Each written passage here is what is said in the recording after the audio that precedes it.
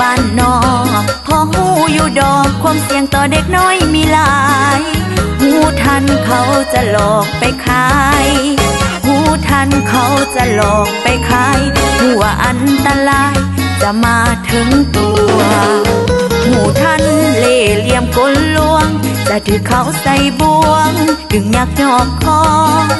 พวกข้ามนุษย์ขุนหิดแห่งงานโหดเขี้ยมแท่นอมาห่วมกันต้านต่อมหาภัยอันตราย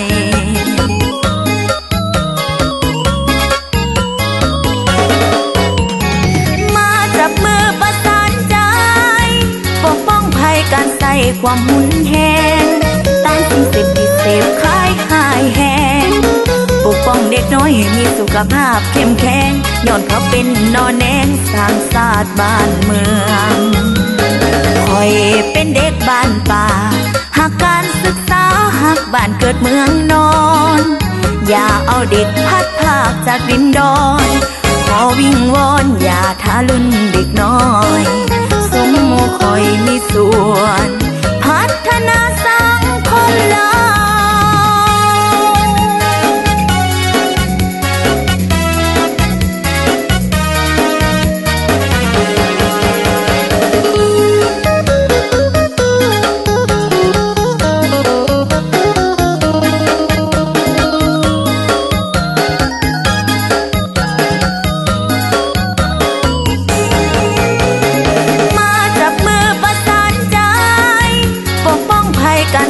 ความหุนแหง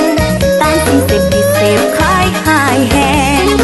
ปกป้องเด็กน้อยให้มีสุขภาพเข้มแข็งย้อนเขาเป็นนอแนงสร้างศาสตร์บ้านเมืองคอยเป็นเด็กบ้านป่า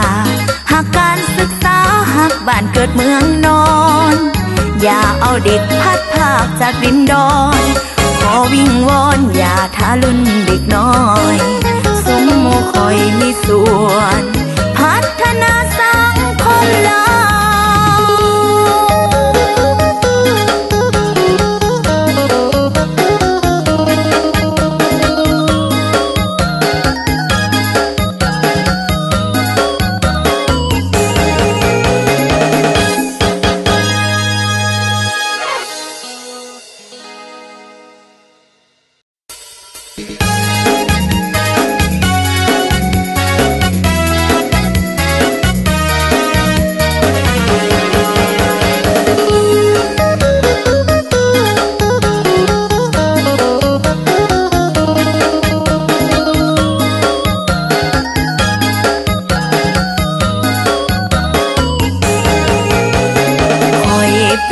บ้านนอกพอหูอยู่ดอกความเสี่ยงต่อเด็กน้อยมีหลาย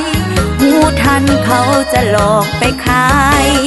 หูทันเขาจะหลอกไปขายหัวอันตรายจะมาถึงตัวหูทันเล่เหลี่ยมกลลวงจะถือเขาใส่บ่วงดึงยักยอกคอพวกข้ามนุษย์ขุนหิดแห่งงานโหดเขี้ยมแท่นอมาห่วมกันต้านต่อมหาภัยอันตราย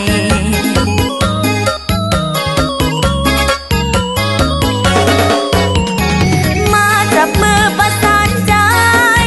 ปกป้องภัยการใส่ความหุนแหงต้านสิ่งเสพติดเสพขายหายแหงปกป้องเด็กน้อยให้มีสุขภาพเข้มแข็งย้อนเขาเป็นนอแนงสร้างศาสตร์บ้านเมืองคอยเป็นเด็กบ้านป่าหากการศึกษาหากบ้านเกิดเมืองนอนอย่าเอาเด็กพัดพากจากดินดอนขอวิงวอนอย่าทารุณเด็กน้อยสมโมคอยมีส่วน